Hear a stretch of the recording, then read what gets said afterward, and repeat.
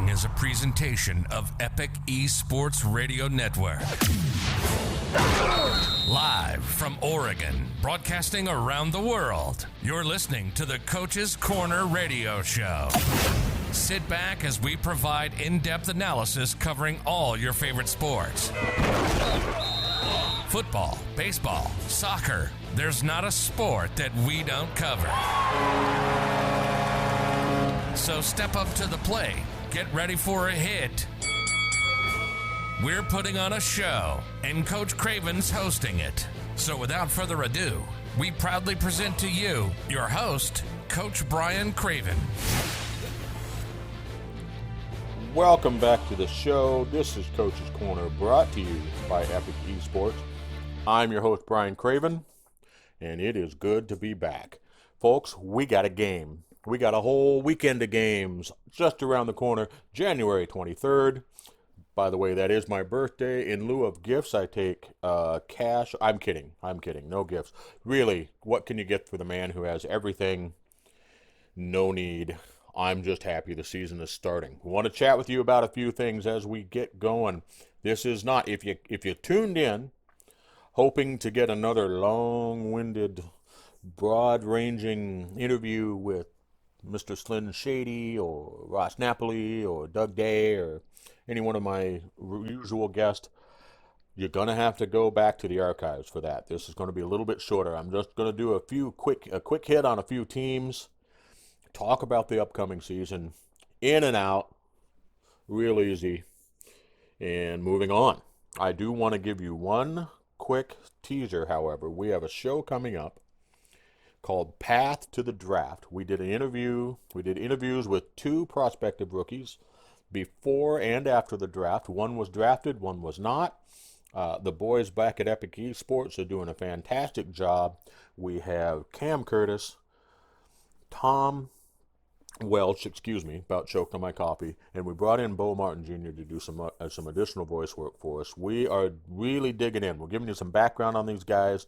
We're giving you putting a little bit of humanity to the pixels, if you will, and I think it's going to be a great show. And we're hoping to do a few more of these kind of things, make it something that kind of a regular, and I'm really excited to see how it comes out. And I've got the easy part.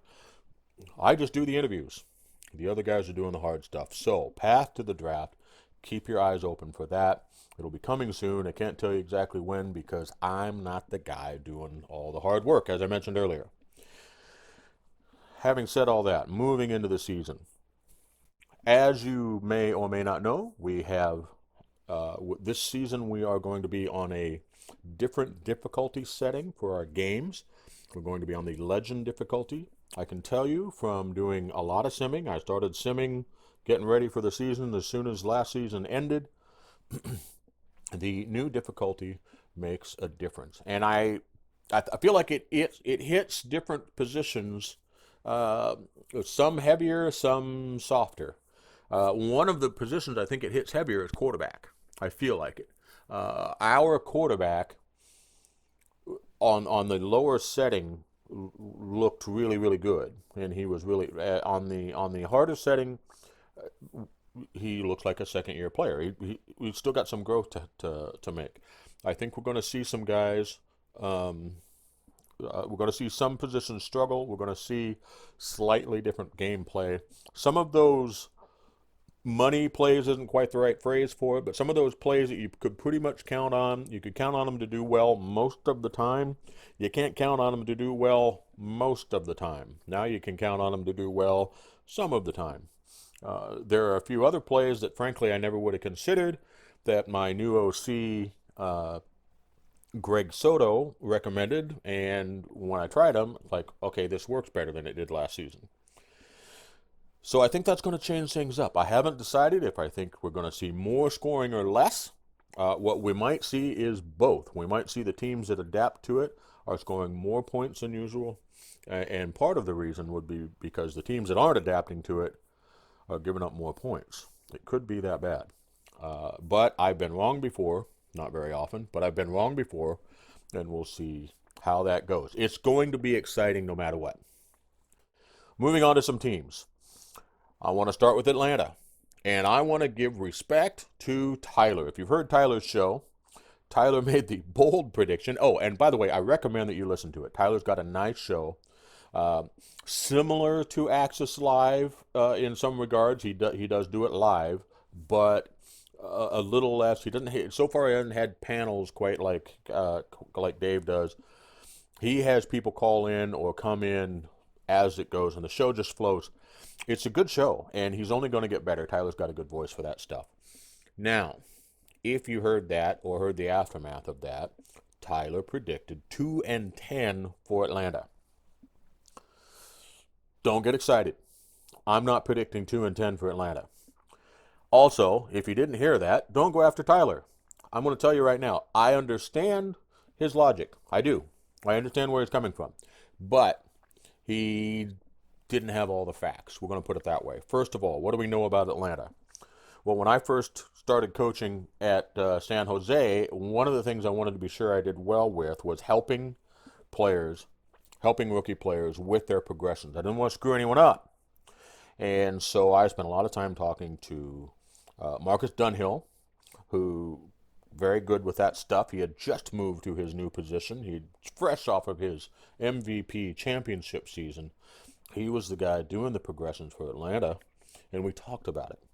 One thing Atlanta does not, there's some things Atlanta does and things they do not. They do not put animations on until the build is done. All right? And if you weren't paying attention, if you didn't look, their quarterback, Brian Dynasty, didn't get any animations last season, and he had a pretty good season, didn't he? So they build, and I think with the new settings, I think that the build is going to matter tremendously. I think it could come into play even more so, and I think mistakes on build could come into play even more so than they did in the past. Bryant Dynasty's got a fantastic foundation. He's ready to go. Only going to get better. They've got other players on there that they had a few rookies come in last year. Chris Porter, who had a good season, by the way, a very good defensive end, not flashy, but a good season. He got built up a little bit. They made a few moves, and a little bit was made of them drafting a second tight end as opposed to a third wide receiver. Not a lot. There wasn't a lot made by that, but it did surprise some people. I'm going to tell you this. In their championship season, with Dave Axis as their third wide receiver, they didn't use the third wide receiver very much. Now, you could say that's a reflection on Dave, and nobody would blame you.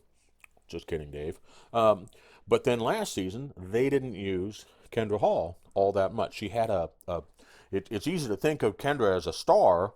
She had that great game in the playoffs, but the fact is she didn't get used a lot, and it's just not what they do. They actually run a pretty conservative offense, and I say conservative just in the sense that there's a lot of swing passes to BDG. There's a lot of check down stuff. They control the ball. They try to minimize turnovers a fair bit, and then when it's time, they take the shot to Jamal Wooding and Boo Chisholm and Siege Falco. They've got the guys to do it, but they don't just sling it indiscriminately. Well, I'm sure they took a look at what they were doing, and they said, a second tight end would be fantastic for us. It'd give him a little bit better, give BDG a little bit better blocking in the run game, give Bryant Dynasty another option in the short controlled passing game. I think we might do this. And Will Todd, I'll tell you right now, Will Todd was pro-ready to be a scout from week one of the minor league season. He's fantastic. He's a fantastic addition to that team. And I think in a tough division that nobody should be overlooking Atlanta. Now, I'm not sitting here saying I think they're going to be back in championship form. They might be, but I'm not making that early season prediction. I just think that they're going to be better than last season, and they're going to be really tough. And two tight end is unique and difficult to prepare for, even though we've had some teams doing it now for a couple of seasons. It just makes them different, and they can control the other team's defense a little bit better with that guy. So it's going to be fun to watch. It's going to be fun to watch. Fort Worth made the same move. They went with 2 tight ends, picking up Lauren Percoco in that second spot. I think they're going to be tough. I think we know Fort Worth was better than their record last season. Fort Worth had some inexplicable losses, except to us. Those were not inexplicable at all. But they also had some wins where you could see what that team is capable of. Them having a second tight end now makes it interesting, and I think they're going to be fun to watch. I'm going to be watching DC very closely. I think a lot of us are, and I think a lot of people are expecting them to fail. I think to look at them in that light is to have a very narrow focus. Yes, they have a lot of rookies. They have a lot of lower value players that are going to need some progression time. The question about DC, though, is the thing about DC, not question. There's no question about it at all. They have people with experience in the roster, intimate knowledge of building rosters. They've got their OC has a proven record of being able to generate yards and points. So I think they're going to be a tougher out than a lot of people think. They have some very excellent pickups. Kingston Ellington is going to be fun to watch. I think Ziggy Vronik is going to be fun to watch. Their running back is going to be fun to watch. I love Kevin Say. I was thrilled with that pick. And this is going to be an interesting team. It's going to be a very, very interesting team. Moving on to the final 2 teams I want to talk about, the London Knights and Carolina. Almost called them the Panthers. Ooh, wow. Too many concussions, people. London Knights. Now, here's the deal with the London Knights. Unlike Atlanta, in the past, London has been a little cavalier with their animations. And sometimes the build wasn't right. The build wasn't done. That one notable case of that is that the departed defensive tackle. Now he was a supplemental pick, so I think he's actually came in with enough value to have a decent build. But they've got new management and new energy and new excitement. And we saw when they made that move, and kudos to Liam for having the balls to say, I need help. It takes a big man to do that. It takes a big man to do that, and he did it. He made that move. I think he should be applauded for it.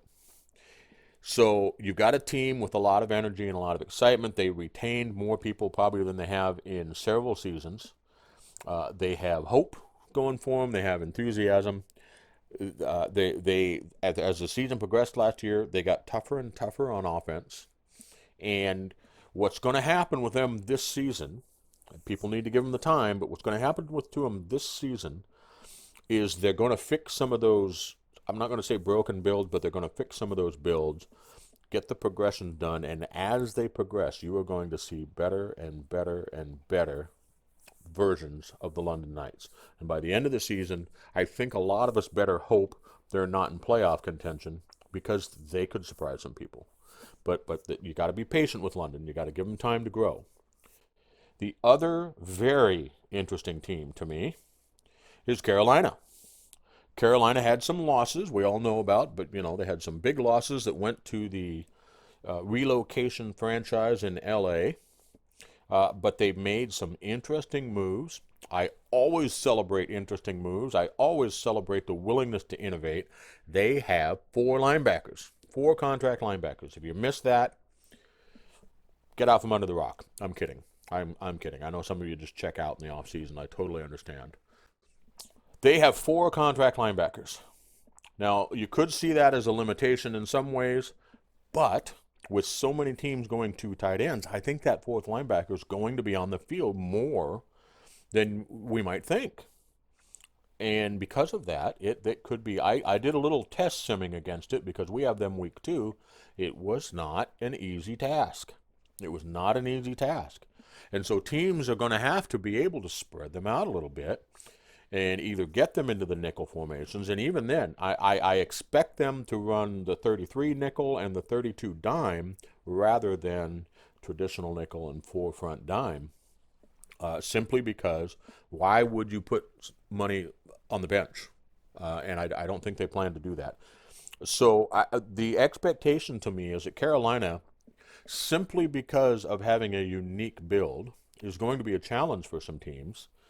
And it's just a question of what they can do on offense. And if some of those new defensive backs that have to step in for some veterans can play up to their opponents. I think they can. I think they'll be fine in that regard. They did lose their defensive coordinator. I don't know who's taking over. I didn't dig in and find that out. Offensively, they aren't that different. Yes, they lost Sully, but they brought in Xander Gold.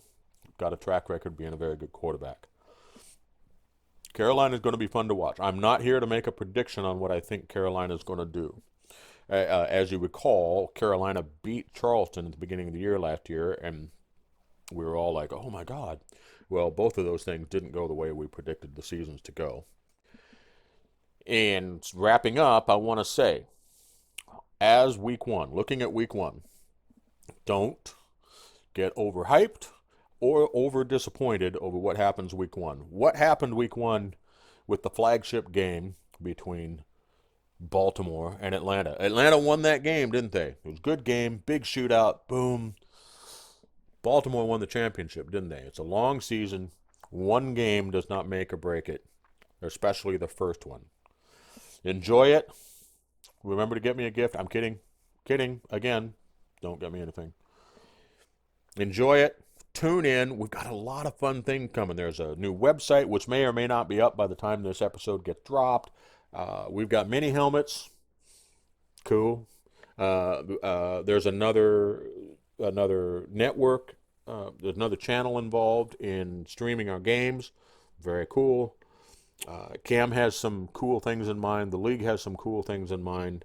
We've still got people coming in. We've got more and more rookies coming in. The minor league teams are starting to fill up. It's all exciting. It's all good. And I, for one, am here for it. This has been Coach's Corner. Thank you for joining me. And as always, good luck and God bless, my friends. You've been listening to the Coach's Corner podcast with Coach Brian Craven, an Epic eSports Radio Network exclusive. If you enjoyed today's show, tell a friend. Make sure never to miss an episode by subscribing to Epic eSports on YouTube or downloading on Spotify. Follow us on Twitter and Instagram, and be sure to enable all notifications so you never miss our newest content. Thank you for listening.